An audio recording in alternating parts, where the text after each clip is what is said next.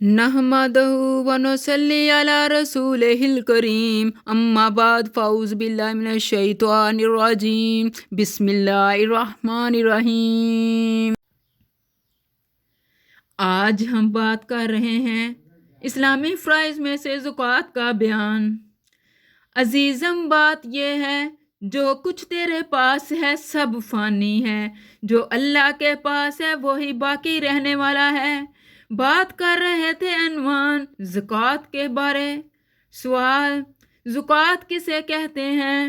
جواب: مال کے اس خاص حصے کو زکوٰۃ کہتے ہیں جس کو اللہ کے حکم کے موافق فقیروں، محتاجوں وغیرہ کو دے کر انہیں مالک بنا دیا جائے۔ یوں سمجھو کہ نماز روزہ بدنی عبادت ہے اور زکوٰۃ مالی عبادت ہے۔ نبی کا ارشاد ہے، ہر بندے کو اللہ کا پیغام ہے کہ اے ابن آدم، تو میرے ضرورت مند بندوں پر اپنی کمائی خرچ کرو، میں اپنے خزانے سے تجھ کو دیتا رہوں گا۔ سوال: زکوٰۃ فرض ہے یا واجب؟ جواب: زکوٰۃ دینا فرض ہے۔ قرآن مجید کی آیتوں اور حضور صلی اللہ علیہ وسلم کی حدیثوں سے اس کی فرضیت ثابت ہے۔ جو شخص زکوٰۃ فرض ہونے کا انکار کرے وہ کافر ہے۔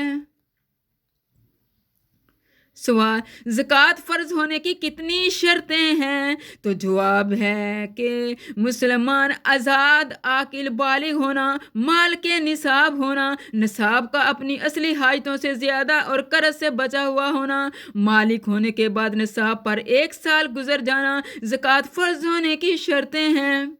زکوٰۃ ادا کرنے کا صحیح طریقہ کیا ہے؟ جس قدر زکوٰۃ واجب ہونی ہے وہ کسی مستحق کو خاص واسطے دے دو اور اسے مالک بنا دو۔ کسی خدمت یا کسی کام کی اجرت میں زکوٰۃ دینا جائز نہیں۔ سوال: مصارف زکوٰۃ سے کیا مراد ہے؟ جواب: جس شخص کو زکوٰۃ دینے کی اجازت ہے اسے مصرف زکوٰۃ کہتے ہیں۔ سوال: مصارف زکوٰۃ کتنے ہیں؟ جواب: فقیر یعنی وہ شخص جس کے پاس کچھ تھوڑا سا مال ہے لیکن نصاب کے برابر نہیں۔ مسکین یعنی وہ شخص جس کے پاس کچھ بھی نہیں۔ قرض دار یعنی وہ جس کے ذمہ لوگوں کا قرض ہو۔ مسافر جو حالت سفر میں تنگ دست رہ گیا ہو۔